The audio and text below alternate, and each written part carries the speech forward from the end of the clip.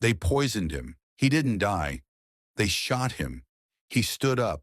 They beat him and threw his body into an icy river. And even then, some believed he was still alive. This is not a myth. This is not a legend.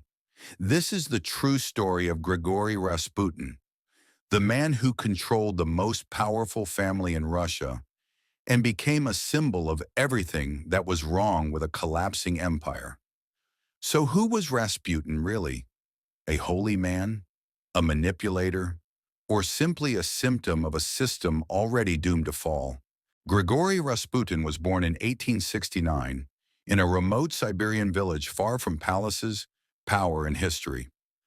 This was a world of frozen land, poverty, and superstition, a place where religion was not philosophy, it was survival. Rasputin was a peasant, uneducated, rough, illiterate for most of his life. Nothing about his origins suggested influence or destiny, but from an early age, people noticed something deeply unsettling about him. He spoke about God, sin, and redemption with an intensity that made others uncomfortable. He claimed to see visions, to hear voices, to feel divine presence. Some believed he was chosen, others believed he was dangerous. As a young man, Rasputin experienced what many later described as a spiritual crisis. He abandoned his family, his home, and his ordinary life, and he began to wander. For years, Rasputin traveled across Russia as a religious pilgrim, visiting monasteries, holy sites, and villages. He listened more than he spoke. He learned how people confess their fears, how they search for meaning, how easily belief could turn into devotion. At the same time, Russia itself was beginning to crack. The empire was vast, rigid, and fragile. Faith was weakening. Trust in authority was fading. People were desperate, not for answers, but for certainty. And Rasputin, whether by instinct or intuition, understood something crucial. In a collapsing world, those who offer certainty gain power. By the time he reached St. Petersburg, Rasputin was no longer just a wandering mystic. He was a man who knew how to be believed. By the early 1900s, Grigory Rasputin arrived in St. Petersburg. For a man from a remote Siberian village, the capital felt like another world entirely. Grand palaces rose over frozen streets. Endless corridors connected salons, churches, and government offices. Power here was quiet, ceremonial, and hidden behind tradition. Rasputin did not belong to this world. He arrived without status, without education, without a name that mattered. At first, he moved on the edges of society through religious circles, private gatherings, and aristocratic salons.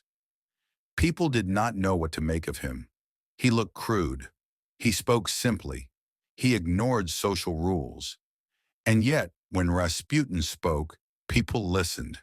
He did not talk about politics or philosophy. He spoke about guilt, fear, shame, and the things people were afraid to admit, even to themselves. Some found him disturbing. Others found him impossible to forget. Slowly, quietly, his name began to circulate among the upper classes. Not as a saint, not as a prophet, but as a man who saw too much. Eventually, that name reached the imperial court. The Russian heir to the throne suffered from hemophilia, a disease that caused uncontrollable internal bleeding. Doctors could do nothing. Every fall, every bruise, every night brought the possibility of death. Fear dominated the palace. When Rasputin was brought before Empress Alexandra, he did not claim divine authority. He did not promise miracles. He prayed. And during his visits, witnesses noticed something strange. The child grew calmer. The bleeding slowed. The panic subsided. Whether this was coincidence, psychology, or something science could not explain, no longer mattered. For the Empress, Rasputin was not a mystic. He was relief. He was control in a situation where none existed. And once Rasputin became associated with her son's survival, he became indispensable. From that moment on, Rasputin was no longer a visitor to the palace. He was part of it. Rasputin never received an official position. He was not a minister, not a general, not a political advisor by law, and yet his influence reached the very center of the Russian Empire. Behind closed doors, his opinion began to shape reality. Appointments were discussed quietly, careers were delayed or suddenly accelerated, decisions were reconsidered, often after private conversations where no records were kept.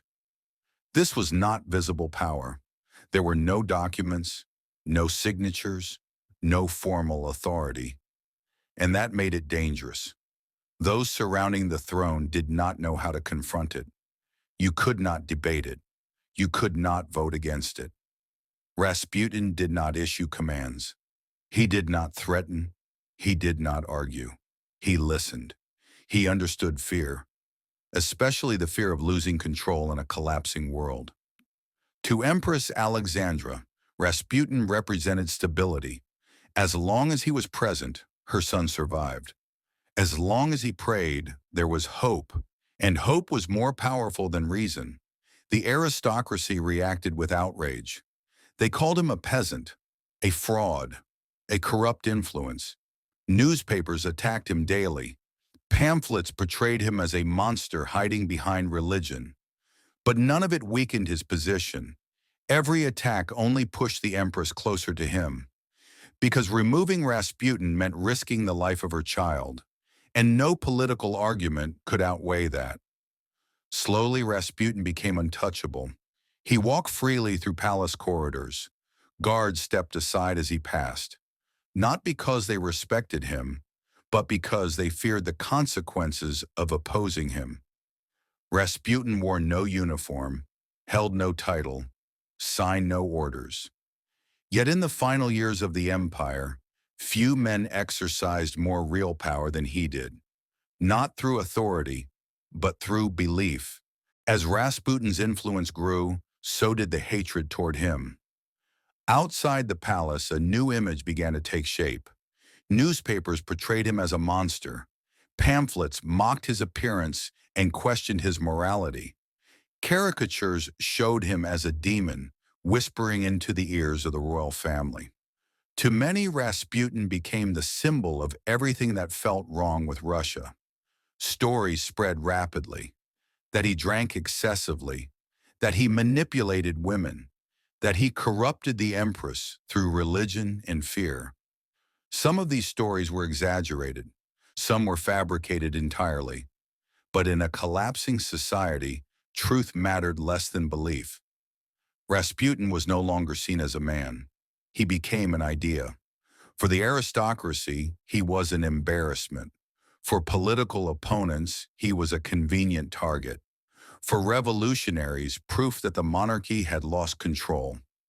Hatred toward Rasputin unified people who otherwise agreed on nothing. What made this even more dangerous was that Rasputin himself seemed unconcerned. He did not hide. He did not retreat from public view. In fact, his behavior often made things worse. He continued to appear in public. He spoke openly. He ignored the growing hostility around him. To his enemies, this looked like arrogance. To his supporters, it looked like fearlessness. But by 1916, the situation had reached a breaking point. Russia was losing the war. The economy was collapsing. Public anger was exploding. And for many, Rasputin had become the final insult. They believed that as long as he lived, the empire could not be saved. The conclusion was no longer whispered. Rasputin had to die. Rasputin's story did not end the night he died. In many ways, that was the moment it truly began. After his death, the Russian Empire collapsed with shocking speed. The monarchy fell. The old world vanished almost overnight. And yet Rasputin remained, not as a man, but as a shadow. Some remembered him as a villain, a corrupt mystic who poisoned the empire from within. Others remembered him as a scapegoat, a convenient figure blamed for a collapse that had already begun. History never agreed on who Rasputin truly was, because Rasputin was not powerful on his own. He was powerful because people believed in him. Belief turned a peasant into a court figure. Fear turned him into a monster. Desperation turned him into a symbol. Rasputin did not control Russia. Russia revealed itself through Rasputin. He showed what happens when institutions weaken, when truth loses meaning, and when people search for certainty at any cost. That is why his story refuses to disappear. Not because he was immortal, not because he was supernatural, but because the conditions that created him have never truly gone away. Whenever societies begin to crumble, whenever fear replaces trust, figures like Rasputin return, not in name, but in form. And that is why, more than a century later, we still remember him. Not as a man who refused to die, but as a warning that never did.